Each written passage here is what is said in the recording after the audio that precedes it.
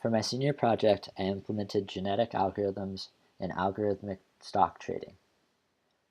For my graphics final project, I added a visualization web page to the web application built for my senior project. In order to explain the visualization web page, I need to explain some context around the trading algorithms and their evolutions. Each algorithm is composed of smaller trading strategies. For example, if we click on this one, it has a single basic tick strategy. This defines the behavior of the trading algorithm.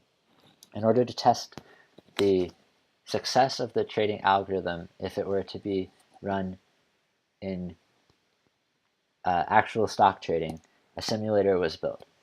This simulator accepts a variety of parameters and backtests the trading algorithm on historical stock data. With the simulation success as the fitness function, genetic algorithms were then implemented. In these genetic algorithms, selection, crossover, and mutation are used to evolve better and better trading algorithms to fit the fitness function. The fitness function is the total monetary growth as a percent, therefore it should evolve better trading algorithms. If we look at the top evolution here, we'll see that it's listed as simulating, meaning that it's the one we're going to use for this demonstration. It's on its 19th of 345 generations, has a population size of 3 trading algorithms, and there's 5 simulations per trading algorithm. Therefore, there will be 15 simulations per generation for this evolution. In order to run the simulations and evolutions, a distributed design was created where worker nodes could be connected to the system and run the individual simulations or evolutionary stages each. None are currently running, but we're about to start one. Now, if we go to the visualization page, we'll see what I've added for my graphics final project. There's about 15 blobs here to represent the 15 simulations of our current evolutionary stage. There's 2 trading algorithms, since one of the 3 has already been simulated for this evolutionary generation. These blobs and trading algorithms are interactive, meaning if I were to click on one here, we'll say BE7 is what it ends with. Then we'll go to the simulation details, and that's BEA7. Similarly, if we select a trading algorithm, so this is BE9D, which is kind of difficult, we'll go to its details page. This means that it's easy to interact with the visualization created.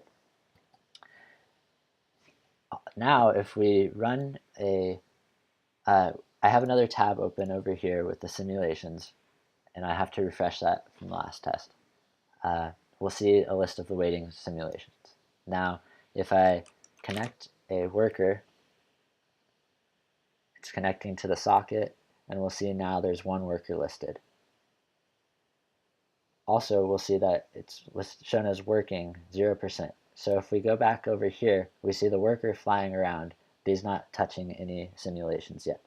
So if we click on him, we'll go to the simulation workers page.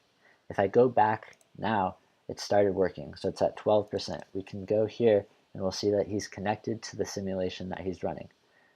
As they float out of the window, they'll teleport back to the middle, and we see he's operating on BEA0. If we go back, we can look and see that it's the identifier of this simulation is BEA0. The workers will float around and connect to the simulations that they're running. It was considered to add a connection between the algorithms and their simulations, but it didn't look as good as letting them freely roam separately. Potential future additions include adding visualization of the evolutionary mechanisms, where, for example, if these two trading algorithms were to perform crossover and create a new trading algorithm, we would be able to see that.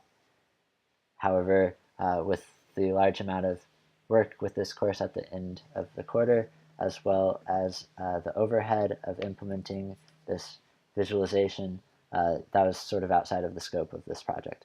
In order to create this visualization, I used easel.js, which is an HTML5 canvas library, which added to the Angular web system I had already created. I also used Piskel, which is a sprite editor. I found GIFs online for the sprites in the simulation, and used this to create sprite sheets with to be used by easel.js. Thanks for watching.